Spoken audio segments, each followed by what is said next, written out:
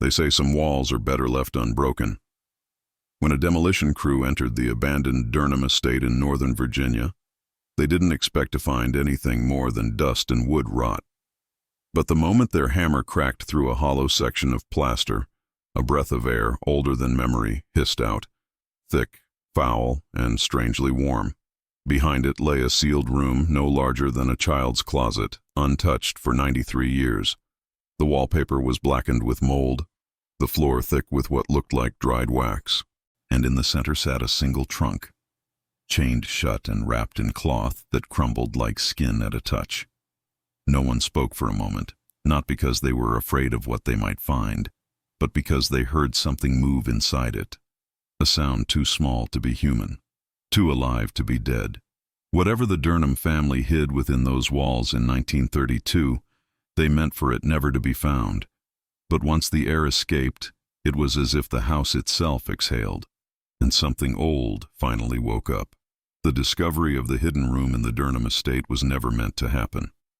For decades, the house stood like a sleeping carcass at the edge of Durnham County, its roof sagging, windows blind with dust, and the smell of mildew soaking into its bones. When the restoration crew arrived, they were told to preserve what they could of the original Victorian structure, its carved banisters, its warped flooring, its old-world charm. But none of them were prepared for what they'd find behind those walls. It began innocently, with a contractor named Harris noticing that one of the second-floor hallways sounded hollow when he knocked along the paneling. At first, he assumed it was an old ventilation shaft or some outdated chimney space. Yet, when he traced the sound from corner to corner, he realized there was no architectural reason for such a void to exist. The measurements didn't add up. On paper, the house should have had a symmetrical layout, but this particular section jutted out oddly, like a piece of the puzzle forced into the wrong place. Curiosity took hold, and Harris decided to open it up, despite the strange heaviness in the air that seemed to thicken with every step closer. When the hammer first struck, the echo it made was dull and strangely soft, as if the wall was swallowing the sound. The plaster cracked, spilling powder that smelled faintly of iron and rot. He hit again, harder this time, and a long fracture crawled up the wall like a vein.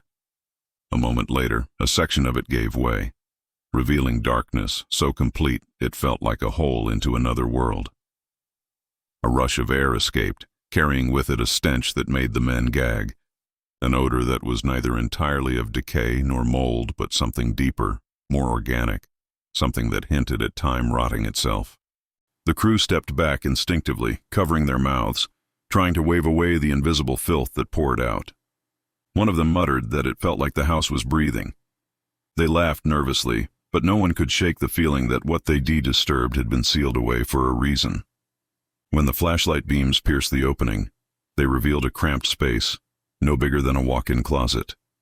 The walls inside were lined with peeling wallpaper patterned in faded roses, the floor coated in dust so thick it seemed undisturbed since the Great Depression. In the center of the room, beneath a collapsed rafter, was a single trunk, small, iron-banded, and wrapped in cloth that had fused to the metal over time. It looked almost ceremonial, as though it had been placed there deliberately and covered with a kind of reverence or fear.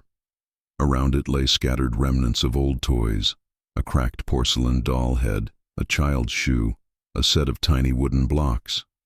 Everything about the room whispered of innocence and tragedy, but the air was too heavy for nostalgia. It felt wrong, like the space itself rejected the presence of the living. Harris called for the others to help clear the debris, but as they stepped inside, the temperature dropped sharply, enough for one of the men to see his breath. Their flashlights flickered, weak batteries or maybe interference, they thought, though no one said it aloud. Every sound seemed amplified, the crunch of their boots, the drip of condensation from the ceiling, the rhythmic thump of their own hearts. They pried at the trunk, testing its weight, finding it heavier than it had any right to be for its size. The chains around it rattled faintly, the sound oddly hollow, like metal submerged underwater. Then came the faintest sound from within, a rustle, or perhaps something shifting. Harris froze, hand on the latch, pulse hammering in his ears. Someone behind him whispered that maybe it was a rat, but no one truly believed that. There was something too deliberate, too patient about the silence that followed. The realization crept over them slowly, the kind that tightens the skin and chills the spine. Whatever had been placed behind that wall 93 years ago had not been meant to see light again, and now that it had, the air in the Durnham estate no longer felt still. It felt as if the house had just drawn its first breath in almost a century. When the men finally dared to open the trunk completely, the stale air that escaped was thick enough to sting their eyes. It carried the weight of time, the scent of rot, and something else.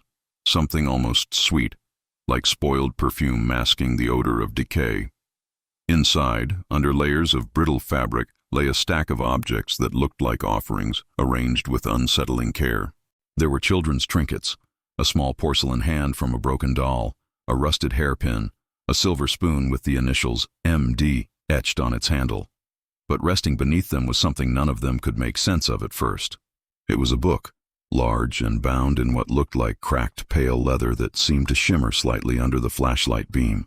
The surface was uneven, puckered in places, and the texture looked disturbingly organic. Harris reached out with gloved hands and lifted it. The spine creaked softly, as if the thing had lungs. For a moment, he could have sworn it was warm. The room felt colder as he held it up to the light. Its cover bore no title, no author's name. Just strange, hand-carved patterns that looked less like writing and more like symbols, spiraling inward toward the center. The edges of the pages were stained dark, as though something had seeped into them long ago. One of the men joked weakly that it looked like a witch's diary, but his voice broke halfway through the sentence. There was something deeply wrong about the texture of the binding, and even through the gloves, Harris could feel the faintest give under his fingers, a softness that made his stomach tighten. Against his better judgment, he flipped it open. The pages were thick and coarse, covered in ink that had faded to a rust color, as if written with something other than ordinary pigment. The handwriting slanted violently, the words scratched across the pages in bursts of uneven rhythm, like someone had written them in panic. The first few lines made little sense, rambling confessions about purity, cleansing, and the blood that sings in the walls. Some sentences had been crossed out with such force that the page tore through, leaving tiny holes that looked like burns. Harris turned another page, and there it was, a crude drawing of the Durnham estate itself, rendered with unsettling accuracy. The walls were marked with symbols, and beneath the floor, small twisted shapes had been drawn in red. As the workers leaned in, the air seemed to hum, the faintest vibration under their feet. Harris turned one more page, and that's when he froze. Tucked inside, pressed flat between the parchment, was a strip of something thin and translucent, a piece of skin, pale and dried, with faint lines resembling fingerprints. The men recoiled instantly, one of them whispering a prayer under his breath. The joke about witches was forgotten. No one spoke again for a long time. Later, when the sheriff arrived to inspect the find, he brought along a historian from the county records. The man handled the book with a kind of grim fascination, tracing a finger over the cover before his expression darkened. He murmured something to the sheriff, something Harris couldn't quite hear, but the words, anthropodermic and human, stood out. When the historian looked up, his face had gone pale. The book, he explained in a trembling voice, appeared to be bound in human skin, a practice once reserved for only the most deranged or devoted individuals. The room went silent again, the only sound the distant groan of the house settling. No one wanted to believe it, yet the texture, the smell, and the faintly visible pores on the cover told a truth that couldn't be denied. The historian refused to turn more pages, claiming that every time he blinked, the symbols on the cover seemed to shift ever so slightly, as if the book were still alive, still remembering. That night, when the house emptied and the evidence was taken away, Harris lingered a moment longer at the doorway.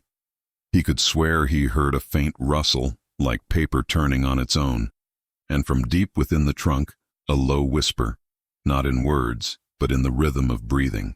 After the discovery of the journal, local authorities began to dig through old county archives, desperate to make sense of what the Durnhams could have been hiding. The family's records were scattered and incomplete, much of their history lost to fire and time, but one document stood out, a missing persons report dated March 12, 1932. The name written in trembling ink was Margaret Durnham, age 6. According to the faded report, she had vanished one night from her bedroom without any signs of forced entry. No broken windows, no footprints, no ransom note. The case had been closed within weeks, ruled as a presumed abduction. But what caught investigators off guard wasn't the disappearance itself. It was the absence of any follow-up. No newspaper articles, no public search, no pleas from the family. The Durnhams, once one of the most respected families in Northern Virginia, had simply gone silent.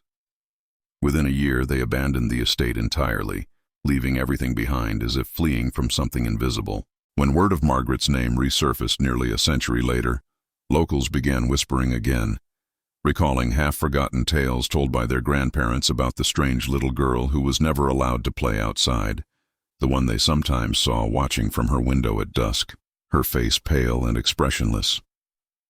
One elderly woman now in her 90s swore she remembered hearing music from the Durnham House late at night. The sound of a lullaby carried faintly through the fields, followed by a sudden stop as if the song had been smothered mid-note. She said that after that night no one ever saw the girl again. When detectives revisited the property's blueprints, they discovered something even more chilling. The hidden room where the trunk and the journal had been found should have aligned perfectly with what was once recorded as Margaret E.'s bedroom. In other words, the secret chamber wasn't behind her room. It was inside it. The wall that sealed the space had been constructed hastily, its materials inconsistent with the rest of the house. It was as if the Durnhams themselves had ordered the construction to hide the room entirely. Beneath the floorboards of the adjoining hallway, an old nail was found, still lodged in place, attached to a strip of tattered fabric matching the pattern of a child's nightgown from the 1930s. It was too fragile to test conclusively, but the implication was enough to make everyone who saw it go quiet. As the investigation deepened, they discovered that the Durnhams had not been an ordinary family. The patriarch, Edwin Durnham, was a respected physician, but had been quietly dismissed from the local hospital years before Margaret's disappearance. The reason, though redacted in the records, hinted at unethical experiments, behavioral treatments that blurred the lines between science and ritual. Neighbors once thought his reclusive tendencies came from grief after his wife's death, but new documents revealed she had not died of illness as claimed. Her death certificate had been signed by Edwin himself, with no witnesses listed. The dates were uncanny. She had died 6 months before Margaret vanished, and the wall sealing the hidden room had been constructed exactly 1 week after. In a final, haunting detail, the last entry in the anthropodermic journal mentioned the small one who must remain to guard the purity. The handwriting was jagged, desperate, as if the writer's hand had trembled uncontrollably. On the same page, faint fingerprints could be seen pressed into the ink, smaller than an adult's. When the journal was analyzed under ultraviolet light, a faint child's drawing appeared in the margins, stick figures, a house, and what looked like a person standing behind a wall. The figure had no face. When the news reached the descendants of the Durnham family, most refused to speak. One distant relative, now living in Boston, agreed to an interview but broke down before it ended.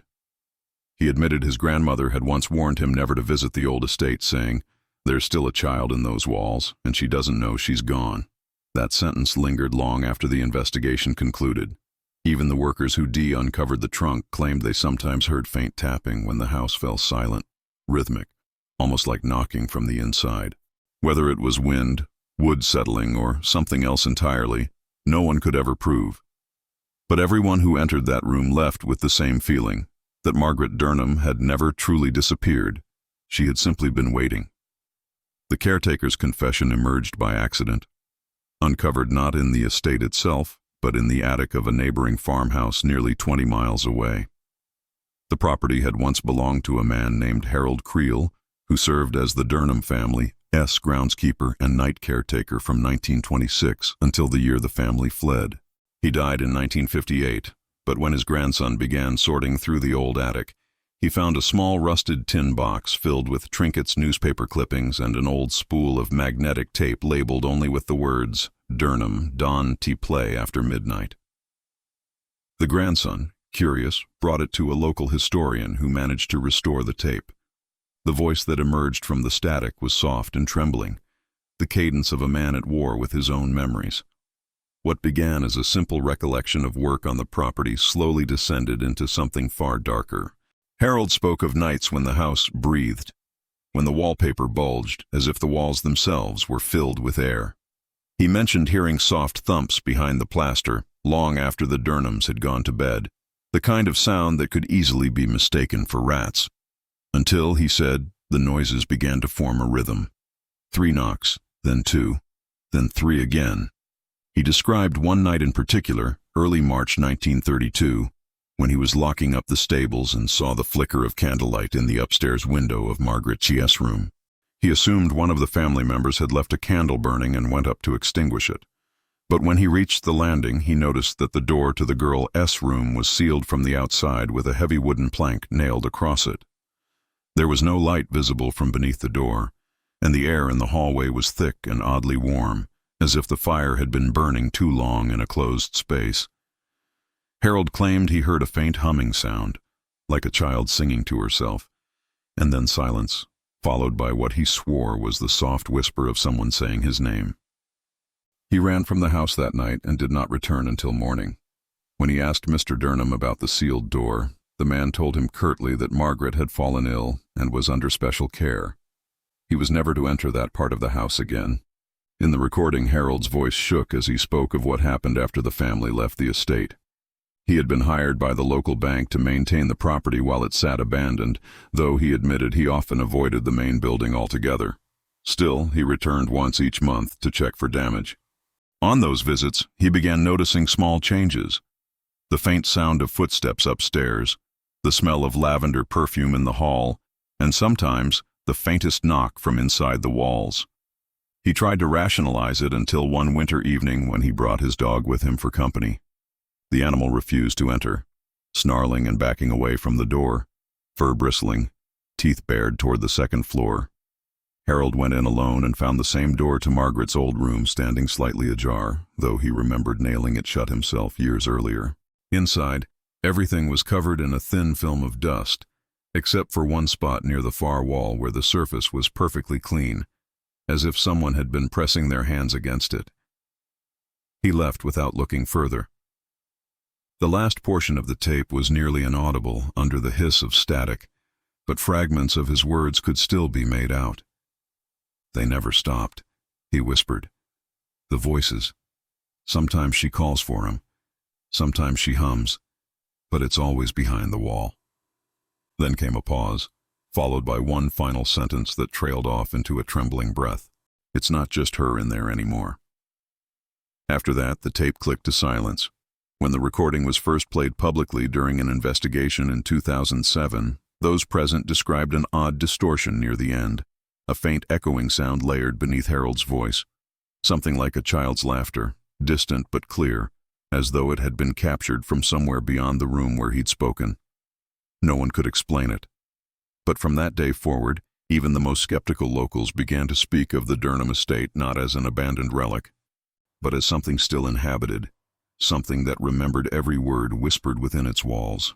Long after the Durnham estate had fallen silent and its last living heir had died, the house remained standing, its bones refusing to crumble even as vines consumed its walls and the surrounding land reclaimed what it could.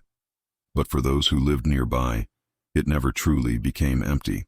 Neighbors spoke of strange sounds that seemed to bleed from its walls when the wind blew through the hollow windows, soft murmurs, the shuffle of feet, and at times, what sounded unmistakably like crying. Most dismissed it as the natural groans of an old structure settling into its decay, but there were stories that couldn't be explained away so easily. In the late 1950s, a farmer named Lewis Hart moved his family into a small home built on the adjoining property, barely half a mile from the Durnham estate. Hart's wife would later tell her sister that on cold nights, when the air froze solid and every sound traveled far, she could hear something that resembled the sobs of a young girl drifting across the fields. It always came from the same direction, the crumbling mansion on the hill.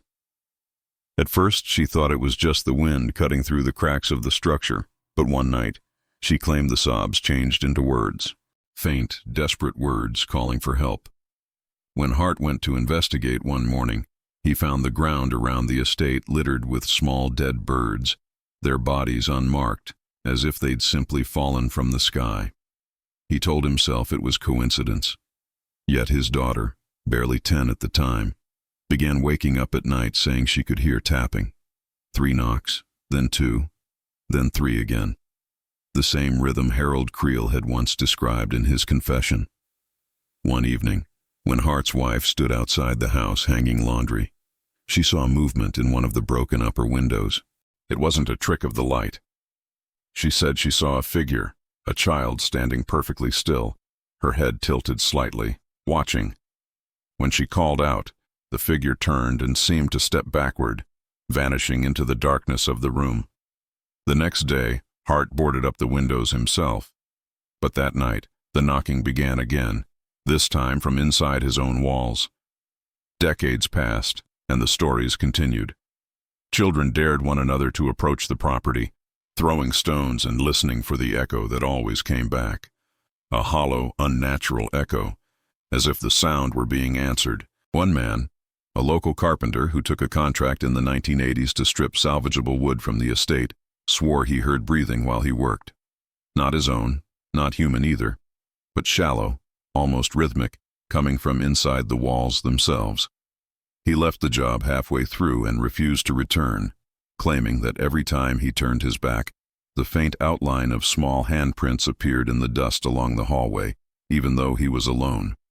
A journalist who visited the site in 1993 reported the same. His recorder picked up a low, steady hum that lasted for several minutes. When analyzed later, the sound was found to follow the same tonal pattern as a lullaby, one that had been popular in the early 1900s and was rumored to have been Margaret Durnham's favorite. No one ever stayed long near that house. Even trespassers, thrill-seekers, and ghost hunters who came chasing legends left unnerved. They spoke of the oppressive stillness inside, a kind of silence that felt sentient. The walls didn't just stand, they seemed to listen. Some claimed that if you pressed your ear against the plaster long enough, you could hear faint breathing on the other side. A few said they heard scratching. But what terrified them most was the sound that sometimes followed, the slow, deliberate creak of something shifting deeper within the house, like movement echoing through hollow ribs. When winter arrived, the sounds always grew stronger. Locals said it was because the cold made the wood contract, but others believed it was something older, something that awoke with the frost. The Durnham House, they said, wasn't haunted by a ghost at all. It was alive, and every groan, every whisper, was the echo of what had been sealed within. The weeping that sometimes came from its walls wasn't a haunting, it was breathing. And even now, nearly a century later, those who live nearby swear that on the coldest nights when fog settles over the fields and the moon hides behind the clouds, you can still hear her tapping softly, waiting for someone to finally let her out. As investigators pieced together the fragmented records and disturbing discoveries from the Durnham estate, they began to realize the family's history was steeped in far more than tragedy or superstition. The journal, old newspaper archives, and fragments of letters recovered from the property revealed a web of secret meetings, coded language, and cryptic symbols that suggested the Durnhams had long been involved in something deeply ritualistic. They were members of a private sect that called itself the Circle of Purity, an isolated group that thrived quietly during the late 1800s and early 1900s among the wealthy families of Virginia. The group's core belief revolved around the preservation of the unbroken blood, an ancient and twisted philosophy that held purity could only be maintained through the sacrifice of the youngest member of each generation. The blood of the innocent, they wrote, was the price for the endurance of the family's fortune and favor. Documents found in the hidden chamber, written in Edwin Durnham's unmistakable handwriting, included incantations and ritual outlines describing something they called the binding of the flesh. It involved sealing the sacrificed child within the home's foundation, ensuring that their breath would anchor the family's spirit to the earth. The ritual required silence, secrecy, and most importantly, a willing hand from within the bloodline. This discovery explained why no one outside the family ever spoke of Margaret's disappearance. It hadn't been an accident or an abduction. It had been a chosen act, a continuation of something that had begun generations earlier. Researchers also found a charred fragment of a letter written by Edwin's wife, Clara Durnham, addressed to her sister but never sent. The surviving lines were trembling with guilt. "He says it must be done this moon or she will fade. I can't bear her crying anymore, but he swears it is the only way. They have all done it before us. He says she will not suffer long." The letter ended abruptly. The rest burned beyond recognition. The handwriting faltered, as though written by someone trembling in terror. Within weeks of that date, Margaret was gone, and the Durnham estate was sealed from the inside. Further evidence suggested the Durnham's wealth had declined sharply in the years leading up to the event, almost as if the favor their ancestors had spoken of was beginning to wane. Edwin, desperate to restore his family's fortune, turned fully to the sex practices, conducting the ritual alone after his wife's breakdown. He isolated Margaret, keeping her hidden under the guise of illness, while preparing for what he described in his notes as the passage of purity. The entries grew erratic toward the end, his words dissolving into symbols and incoherent rambling references to voices from within the walls, guiding him, instructing him to complete the offering. One of the final passages read, "Her song must stay in the stone.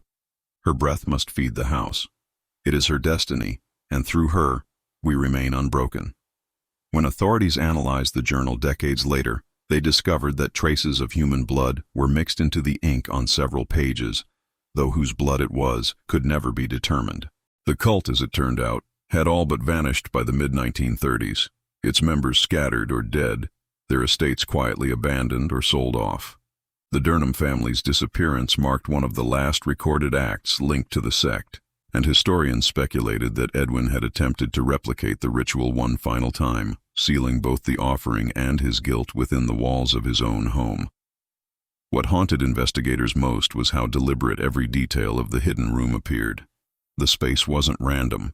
It was architecturally perfect, built into the blueprint of the house itself. The walls had been layered with strange materials, salt, animal bone dust, and something resembling ash, suggesting a ritualistic preservation. It was designed to contain something, not simply hide it. Even after decades, when forensic teams tested samples from the plaster, they found traces of organic material, microscopic particles that shouldn't have survived that long, but did. Those who handled the samples reported the same unsettling reaction. The faint, inexplicable sound of whispering, so soft they thought it was the wind, but always repeating the same pattern. It sounded almost like breathing between words, as if something within the remains of the house still recognized the language it had been sealed with. Whether the Durnhams had truly succeeded in binding purity or simply cursed themselves forever, no one could say. But everyone who entered that hidden room agreed on one thing. The air felt alive, aware, as though the house itself still remembered the night the ritual was completed. As the years passed and the Durnham estate slipped deeper into decay, the legends surrounding it evolved from whispered folklore to a chilling fascination that drew investigators, paranormal enthusiasts, and filmmakers from across the country. Every person who stepped into the ruins came away, changed, describing sensations that could never be captured on tape. Whispers that followed them through the hallways, faint knocks beneath the floors, and shadows that seemed to ripple, even when no light flickered. In 1989, a small documentary crew attempted to film a late-night exploration of the house. Their footage, though fragmented, became infamous for one reason. The final recording captured a child's voice softly singing a lullaby that matched a tune noted in Clara Durnham's burnt letter. The sound came from within a wall that had long since collapsed. The crew fled in terror, abandoning their equipment, and one member never returned to retrieve it. Locals later claimed she began sleepwalking in the weeks after, murmuring words no one could understand, always ending with a plea to open the door. In the early 2000s, forensic archaeologists from a nearby university were granted permission to conduct a proper excavation, hoping to separate myth from history. What they found only deepened the mystery. Beneath the remnants of the original structure, they uncovered a second foundation, older than the official construction date of the mansion itself. The foundation walls were carved with spiral engravings identical to those in Edwin Durnham's journal. Within one of the sealed chambers, they found remnants of cloth, bone fragments, and an object resembling a child's toy horse carved from wood, its surface coated in what appeared to be crystallized blood. The discovery stunned experts because tests dated the material decades earlier than the Durnham family's known residence. It suggested that the land itself may have been sacred or cursed long before the Durnhams arrived.